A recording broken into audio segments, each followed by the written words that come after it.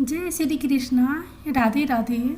आज आप लोग सुनेंगे वैशाख माह वरुथनी एकादशी व्रत कथा।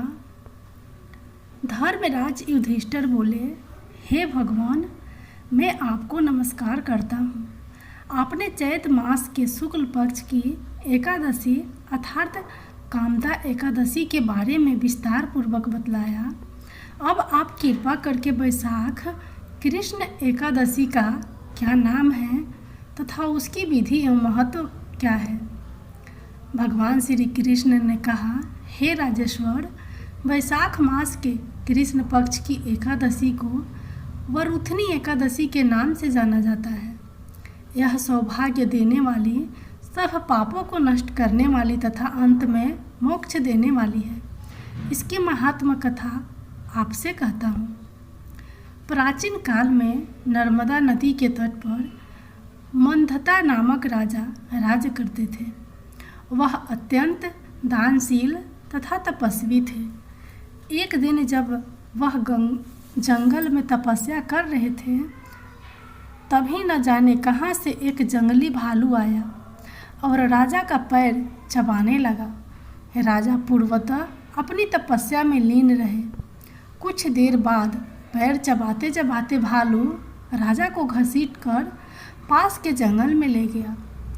राजा बहुत घबराया, मगर तापस धर्म अनुकूल उसने क्रोध और हिंसा न करके भगवान विष्णु से प्रार्थना की। करुण भाव से भगवान विष्णु को पुकारा। उसकी पुकार सुनकर भगवान श्री हरि विष्णु प्रकट हुए और उन्होंने चक्र से भालू को मार डाला। राजा का पैर भालू पहले ही खा चुका था। इससे राजा बहुत ही शोकाकुल हुए। उन्हें दुखी देखकर भगवान विष्णु बोले, हे वत्स्य, शोक मत करो। तुम मथुरा जाओ और वरुथनी एकादशी का व्रत रहकर वराह अवतार मूर्ति की पूजा करो। उसके प्रभाव से पुनः सुदृढ़ अंगों वाले हो जाओगे। इस भालू ने तुम्हें जो काटा है, यह तुम्हारे पूर्व जन्म का अपराध था।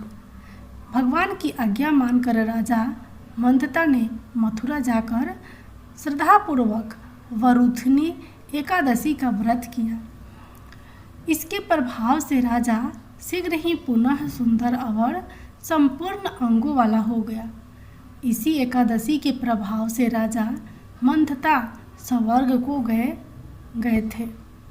जो भी व्यक्ति भय से पीड़ित है, उसे वरुथनी एकादशी का व्रत रखकर भगवान विष्णु का स्मरण करना चाहिए।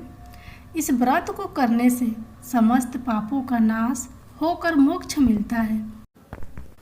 अब आप लोग सुनिए एकादशी माता की कथा। राजा धर्मकीर्ति की कथा।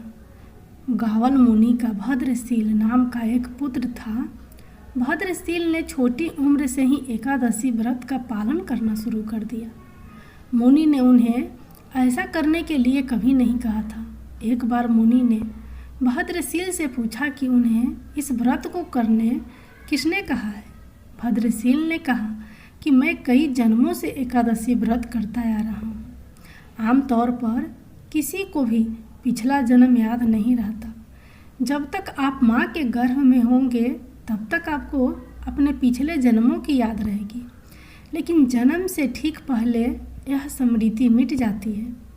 लेकिन भद्रशील को अपने पिछले जन्म की याद उस समय भी थी। यह एकादशी व्रत की शक्ति थी जिसका वे पालन करते थे। वे एक पूर्व जन्म में धर्मकीर्ति नामक राजा थे। धर्मकीर्ति बहुत क्रूर था। उसे कोई पसंद नहीं करता था। ऐसा कोई पाप नहीं था जो उसने नहीं किया हो। एक बार वह अपने सैनिकों के साथ शिकार पर गया। उसने एक हिरण को देखा और अपने सैनिकों को उस हिरण को चारों ओर से घेरने के लिए कहा। राजा ने कहा कि जो भी हिरण को भागने देगा, उसका पूरा परिवार मारा डाला जाएगा। हिरण ने यह सुना और सोचा, बेचारे सैनिक, मैं उनमें से किसी को भी कुछ होने नहीं दूंगा। हिरण राजा के पास से निकल भागा। राजा ने हिरण का पीछा किया। सूर्यास्त होते राजा एक घने जंगल के अंदर फंस गया। हिरण कहीं दिखाई नहीं दे रहा था। राजा ने एक पेड़ के नीचे रात बिताई। उसने दिन भर में कुछ भी नहीं खाया था। उसे चारों ओर से खतरनाक जानवरों के गुर्राने की आवाज़ सुनाई दे रही थी। वह सो नहीं सका। राजा ने डर से श्री हरि परमात्मा से प्रार्थना करना शुरू कर दिया। फिर सुबह होते ही उसकी मृत्यु हो गई। यमदूत आए और उसे यमराज के पास ले गए। यमराज ने पूछा, तुम लोग इन्हें यहाँ क्यों लाए हो? इनका स्थान वैकुंठ में भगवान महाविष्णु के बगल में है। लेकिन राजन, यह तो महापापी है। नहीं, वह सब चला गया। ये अब पवित्र है। जिस दिन उनकी मृत्यु हुई वह एकादशी थी। उन्होंने दिन भर उपवास किया और रात में जागते हुए श्री हरि का स्मरण किया। उनके सारे पाप दूर हो गए, वे पवित्र हो गए। यमराज ने स्वयं एक स्वर्ण रथ बुलवाया और राजा को वैकुंठ भेज दिया। जब लोगों को इस बारे में पृथ्वी पर पता चला तो वे सभी एकादशी का पालन करने के लिए और अधिक उत्साहित हो गए। एकादशी माता की जय।